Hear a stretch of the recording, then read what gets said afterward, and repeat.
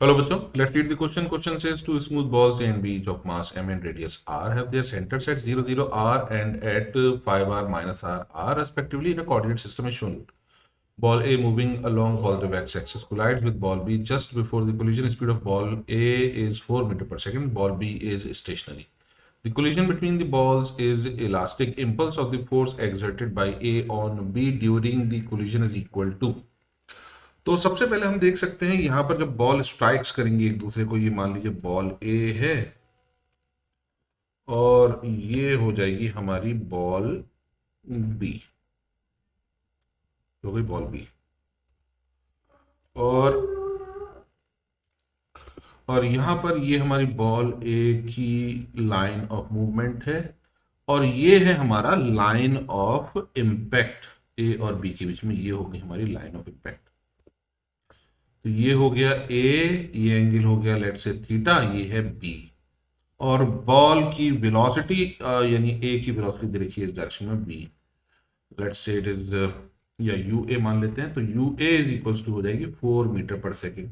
तो इसकी velocity along the line of impact जो होगी वो होगी यू ए कॉस थीटा। अब कॉस थीटा निकालने के लिए हम देख सकते हैं यहां पर ए बी की जो लेंथ है वो होगी 2r और ये लेंथ बनेगी r, और बाय पाइथागोरस थ्योरम हम कह सकते हैं ये पॉइंट सी है तो ए सी की वैल्यू बन जाएगी √3r।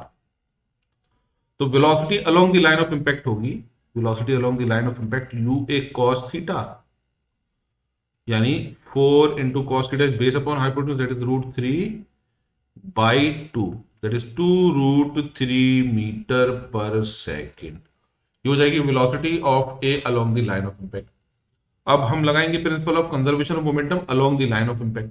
Along the line of impact हम देख सकते हैं m into u A is equal to होगा m into v A plus m into v B.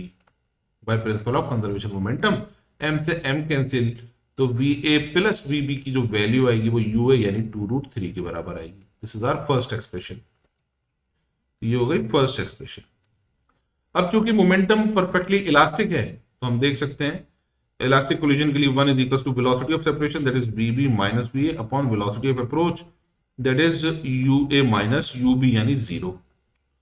तो वीबी माइनस वी ए की वैल्यू आ गई, v B minus v A is equal to हो गया u A that is 2√3 again.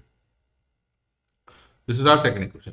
दोनों equation को add करने पर मिलता है v B is equal to 2√3 metre पर सेकेंड और वी ए की वैल्यू आ जाती है 0। इसका मतलब बॉल ए हमारी रुक जाएगी, तो बॉल बी का जो मूवमेंट होगा एट एन एंगल थीटा ये होने लगेगा। तो इंपल्स जो होगा इस पर, यानी इसका इनिशियल मोमेंटम है, ये इंपल्स होगा P2 माइनस P1।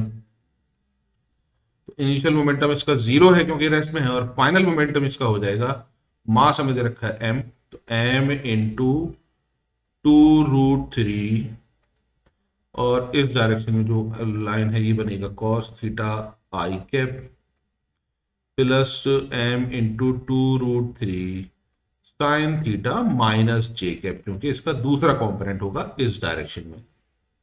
तो ये हमने कर दिया, यानी ये बन जाएगा cos थीटा यानी base upon hypotenuse that is √3/2r। तो ये हो जाएगा 2√3m into √3/2 I cap plus 2√3m with negative sign यहां पर माइनस 2√3m साइन थीटा की वैल्यू हो जाएगी परपेंडिकुलर यानी r upon hypotenuse that is 2r यानी 1/2। तो यहाँ 2 से 2 कैंसिल, यहाँ भी 2 से 2 कैंसिल, ये बचेगा जे कैप। तो फिर हमारा इम्पल्स आ जाएगा I is equals to 3m I cap minus √3m J cap kg metre पर सेकेंड, जो कि होगा option number 3। I hope you understood the solution. Thank you.